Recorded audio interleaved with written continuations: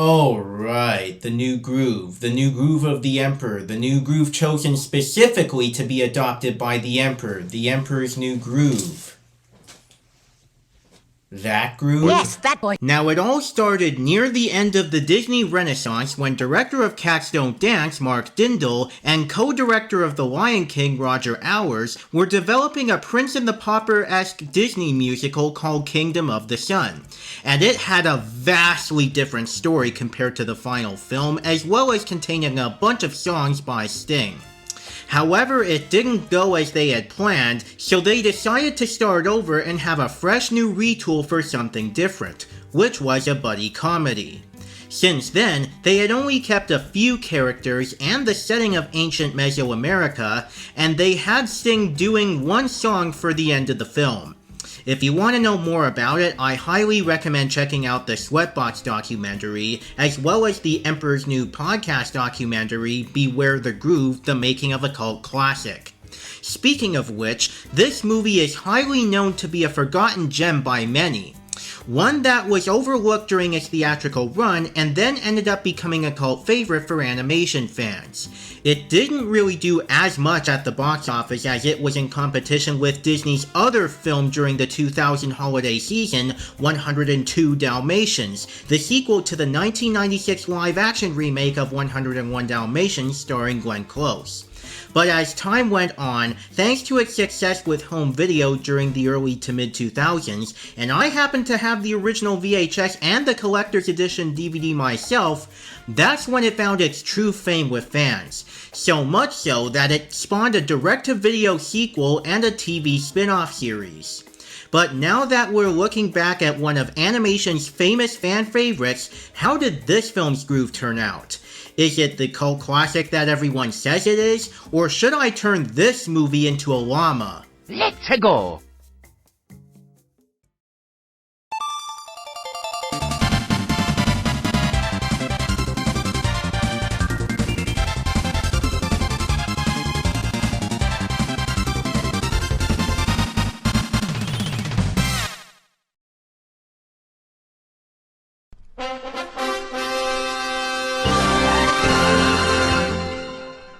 Long ago, in a faraway land, there was a prosperous kingdom, ruled by a young emperor named Kuzco, who had a serious attitude and cared about one thing and one thing only: himself. After planning to take over the residence of peasant Pacha and his family with the idea of Cuscotopia, and firing his wicked advisor Yzma, the latter and her dim-witted, muscle-bound henchman Kronk plot to murder Kuzco with poison and take over the Incan Empire. It all goes awry, however, in which Kuzco instead gets turned into a llama, and Kronk has to get rid of the llama himself. Now Kuzco tries to form an unlikely friendship with Pacha so that he can become human again and take back the throne, all while learning that there's more in life to him than just being the selfish emperor that he is. Now, this does sound like an average buddy comedy movie in which two guys with different personalities work together to stop the villain, as the selfish protagonist ends up becoming nicer to others in the end. In fact, this has been done before in Toy Story, but the way this film does this kind of plot, it executes it in a way that is more than meets the eye. First off, I might as well get to it and say this right now. As you may have seen in the title or thumbnail, this is Disney animation at its funniest. In fact, I'd say it's one of the funniest animated comedy films in general. The movie makes the comedy its top priority more than the story itself, and yet it is unafraid to show off various different comedy styles and types of jokes. The amount of wit coming from Kronk, the fourth wall breaks presented by Kuzco, and the Looney Tunes style slapstick humor and cartoon methods, all well timed and all delivered in a very clever manner, and I couldn't go a single moment in the film without rolling on the floor laughing. Like, who couldn't laugh at scenes like this? Pull the lever, Kronk. Wrong lever! Huh? Why do we even have that lever? What's even better is that the movie is able to maximize the comedy throughout while making all of it funny at the same time. Something that other animated films over the years have rarely been able to achieve as much. It's also the big reason several scenes in the movie have become memorable to the point of being quoted by many and being turned into memes. For example, Not the dinner. You know. Oh, right. The poison for Kuzco. The poison chosen specially to kill Kuzco. Kuzco's poison. That poison? Yes, that poison. Got you covered. At the same time, it even remembers to tell the story and develop the characters as a second priority, because any comedy movie that prioritizes the comedy also has to tell a compelling story to go alongside it, while also making the jokes funny and building up the characters to add some heart. And as a buddy comedy, it also goes more toward the character-driven route to keep its audience emotionally engaged with the friendship between Kuzco and Pacha as the two evolve throughout the film, with Kuzco's development taking a turn toward being more kind-hearted as he as a llama discovers the world around him. The story is like a lot of other buddy comedies, both older and newer than this, but of all the buddy comedy films out there, very little have matched the quality of writing and the high amount of laughter that this film delivers, and it never fails to keep me engaged from beginning to end. And action. Of course, one of the reasons the movie is as great as it is that it comes with an entire cast of well-written and memorably hilarious characters that feel more than believable enough for audiences to really relate to. Starting off with the main character of the movie, the Emperor with the Groove himself, Kuzco, he's the one who starts out as a privileged snob. Like, you can tell from his actions at the beginning of the movie that he's just a spoiled brat. Yet there's something about him that I can connect with in the way that he enjoys himself, because I feel like I'm not the only one who wishes I could go out and be proud of myself in the same way as him. Then as the movie goes on, ever since he became a llama, he starts to have his redemption arc where he learns how to care for other people besides himself while understanding the world around him. And this is thanks to our deuteragonist, Pacha, a peasant whose kindness plays a big role in helping Kuzco become a better person, even after the declaration of Kuzcotopia to replace his house and his village.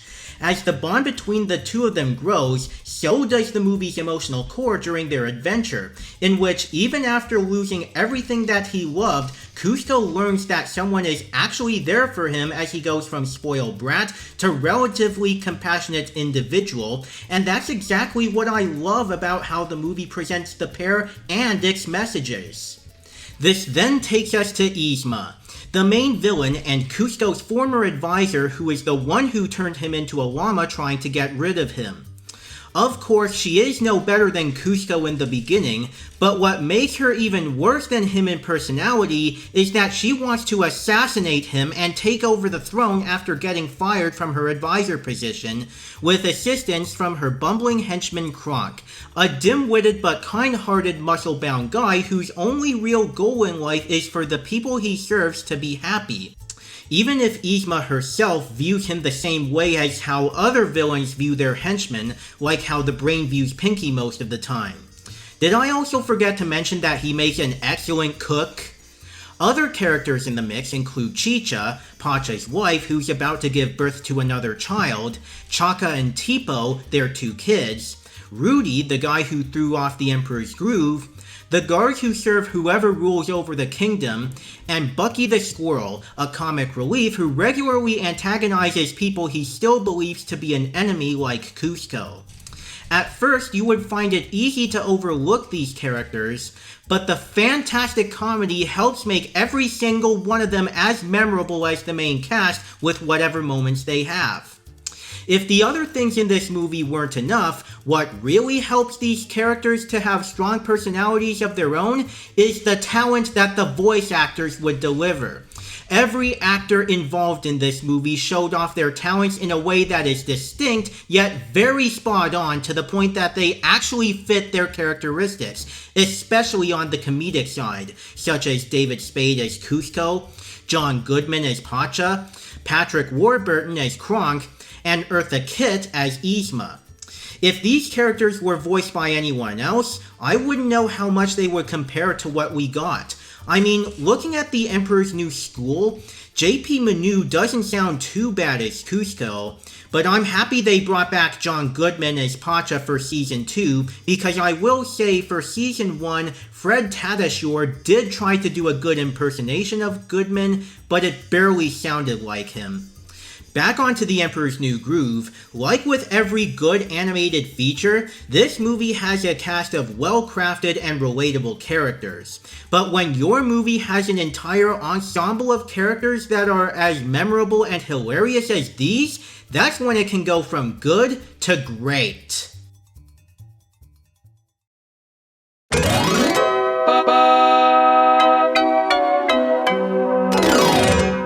While this was part of a new post-Renaissance age for Disney animation, where they were looking for more ways to expand upon their creativity, such as a bigger use of CGI, bigger environments to work around, and more complex designs for their characters, this movie is kinda different from that. If anything, I'd say this looks like Aladdin or Hercules, where you have the more cartoony character designs and the backgrounds that have a simple hand-painted look to them while being straightforward to show some of the unique areas. The difference is that there's barely any CGI elements present here, nor any lighting, thus making the characters look more flat. And keep in mind, this one had a higher budget than either film during production. Not to say it looks bad, in fact, I actually love what they did with their craftsmanship here.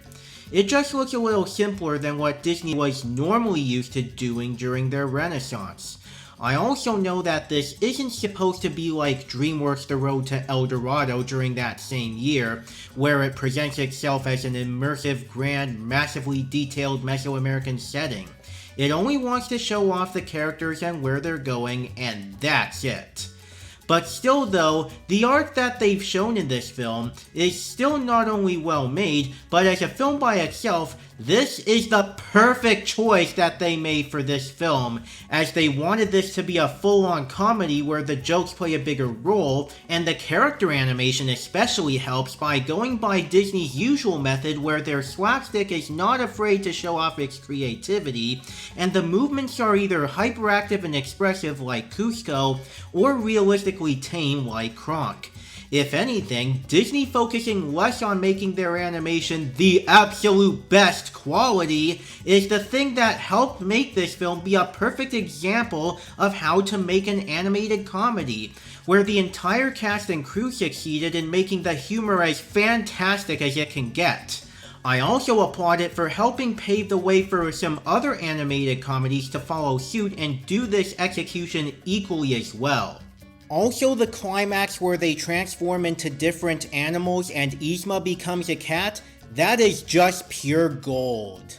As animation for a Disney movie in general, it isn't necessarily the top quality animation you'd expect from the Disney Renaissance, but as animation for a Disney comedy, it definitely shines as some of the best animation that an animated comedy can offer, and that's pretty much all one can really ask for. The best way to describe The Emperor's New Groove is that it's a big feature-length Looney Tunes cartoon if it were made by Disney. And yet, it still manages to maintain the humor and enjoyment of those cartoons, on top of having a very well executed story, an ensemble of lovable characters, and the signature hand-drawn animation by Disney that's great as usual, in order to make it one of the funniest animated films in history. The fact that it was initially overlooked is really saying something, as all these things are what brought it to where it is today as a cult favorite alongside Megamind. If you're a Disney fan, or you're looking for a feel-good movie to check out or want to get a good laugh throughout your movie experience with friends, then this is one of those types of movies that I highly recommend. Like, you can never go wrong if you're in the mood to watch something like The Emperor's New Groove. This has become one of my favorite Disney movies of the 2000s and of all time, and I'm happy that more people have gained a newfound appreciation for it after it first came out. And this is one film I'll never get tired of watching, so with that, I give this a 9.5 out of 10 as well as my Dirksen stamp of approval. It's definitely on the list of movies that I look forward to seeing again at some point in time. This is Caleb, over and out.